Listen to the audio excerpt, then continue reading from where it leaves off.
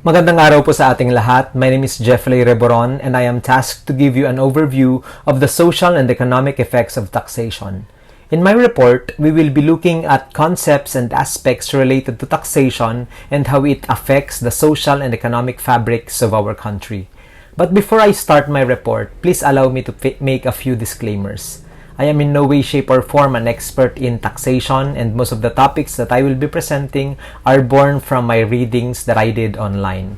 More so, I claim no ownership of the videos, texts, and pictures that were used in this slide.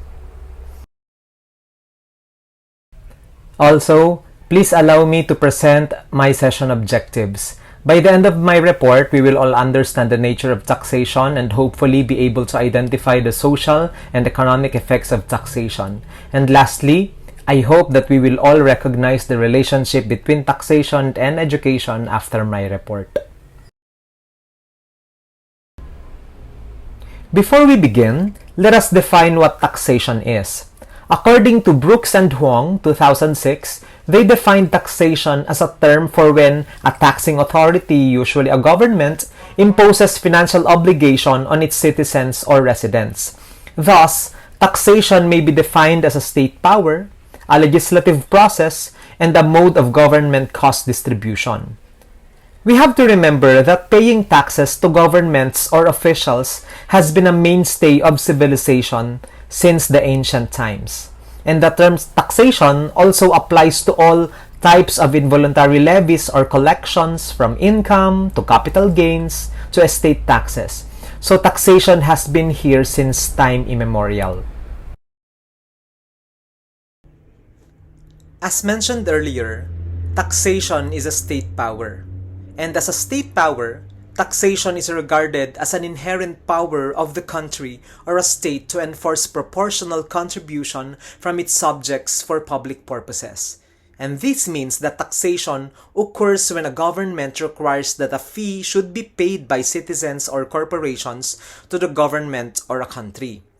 As a process, taxation is a practice of levying or imposing payments or taxes by the government to enforce proportional contributions from its subjects for public purposes. We have to remember that taxes are used to fund the projects and operations of the country. Therefore, the fees being collected as our tax are involuntary, and taxes are imposed by the government or the state, and that the collection should be paid to due authorities. As opposed to other payments, taxes are not generally linked to any of the specific services that have been or will be provided by the government. The taxes that are collected are allocated to any and all government projects that are enjoyed by the general public. As a mode of cost distribution, taxation is a mode by which the country allocates its costs or burdens to its subjects who are benefited by its spending. This way, the government is able to trickle down the responsibility of funding its projects and operations to the general public. The government has a few ways to impose collections from private individuals and corporations. Taxes may be imposed on physical assets, including property and transactions, such as a sale of a stock. These types of taxes may be categorized as income, corporate capital gains, property, inheritance, or sales tax. We also have estate tax or value-added tax. This goes to show that during our lifetime, we will be paying a plethora of taxes. But what are taxes?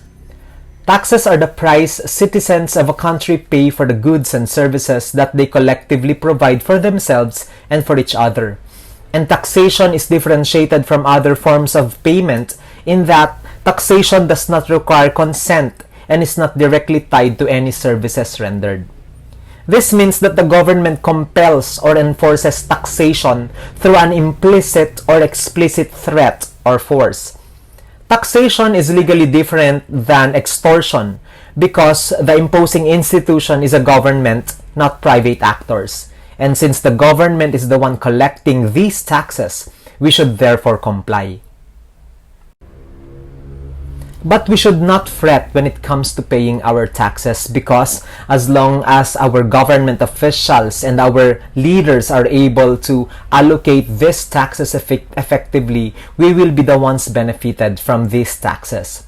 Collected taxes and fees allow the country or a state to implement its social and economic development, providing varying degrees of economic, social, and emotional well-being of its citizens.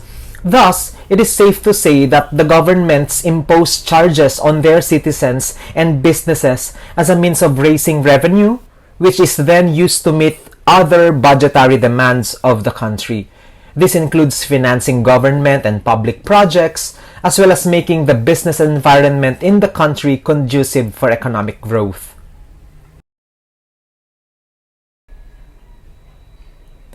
Now let us zero in on the social effects of taxation. We have to remember that without taxes, governments would not be able to meet the demands of their societies. Hence, taxes are crucial because governments collect this money and use it to finance social projects. Taxes foster economic growth and development, as it serves as the government's sustainable sources of funding for social programs and public investments. Programs providing health, education, infrastructure, and other services are important to achieve the common goal of a prosperous, functional, and orderly society. It's also important to note that without taxes, government contributions to the health sector would be impossible. Taxes go to funding health services such as social health care, medical research, social security, and especially during this time of pandemic, taxes play a role for us to survive and thrive in this pandemic, because we use these taxes to pay emergency hiring of healthcare personnel, to fund research and development for vaccines and other services that are related to alleviating the effects of the pandemic. So as you can see, taxes greatly affect the healthcare condition of a country. Taxation is also linked to governance, and we all know that governance is a crucial component in the smooth running of country affairs. Good governance and taxation ensures that the money collected is utilized in a manner that benefits citizens of the country. This money also goes to pay public servants, police officers, members of parliaments, the postal system, and other services we provide. Taxation also serves as the lifeblood of infrastructure development, transportation, housing, and other social projects. For businesses to flourish in the country, there has to be good infrastructure such as roads, telephones, electricity, etc. This infrastructure is developed by governments or through close involvement of the government. When the governments collect money from taxes, it plows this money into development of these infrastructures and in turn promotes economic activity throughout the country. Taxation is also closely linked to well-being and quality of life of the general populace. Apart from social projects, governments also use money collected from taxes to fund sectors that are crucial for the well-being of their citizens, such as security, scientific research, environmental protection and conservation, and etc. Some of the money is also channeled to fund projects such as pensions, unemployment benefits, childcare, and others. Without taxes, it would be impossible for governments to raise money to fund all these types of projects and initiatives. But more importantly, taxation or our taxes underpins education. Education could be one of the most deserving recipients of tax money, and governments put a lot of importance in the development of human capital, and education is central for this development.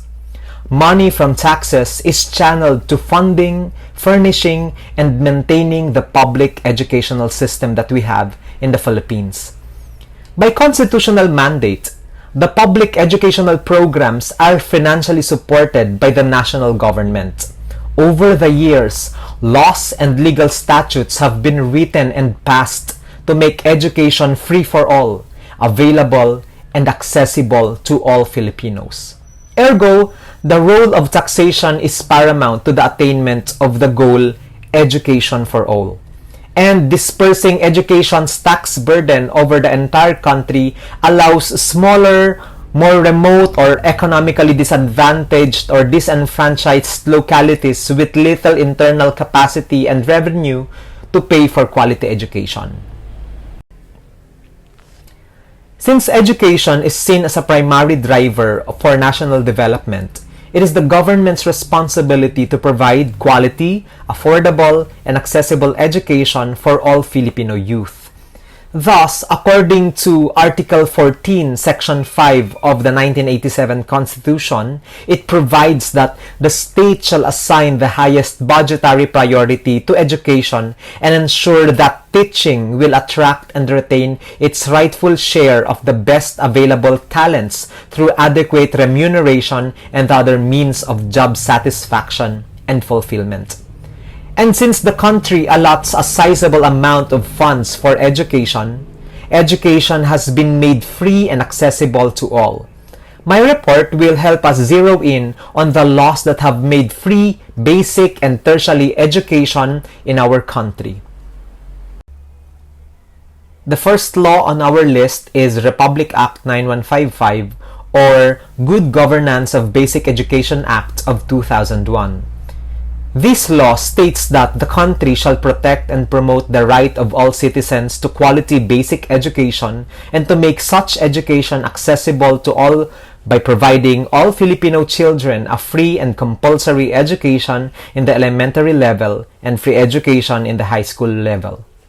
Such free education shall also include alternative learning systems for out-of-school youth and adult learners. It shall be the goal of basic education to provide them with the skills, knowledge, and values that they will need to become caring, self-reliant, productive, and patriotic citizens of the country. We also have Republic Act 6655 or Free Public Secondary Education Act of 1988.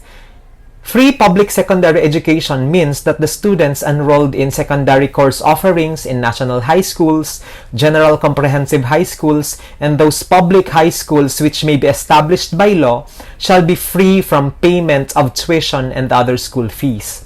However, fees related to memberships in school or communities such as identification cards, student organization fees, and publication fees may still be collected, provided that the non-payment of these fees shall not in any case be a bar or hindrance for the students to enroll or graduate.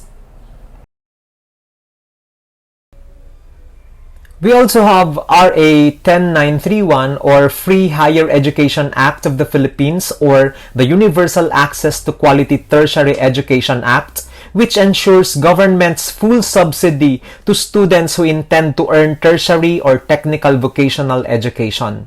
The following are important highlights of the law.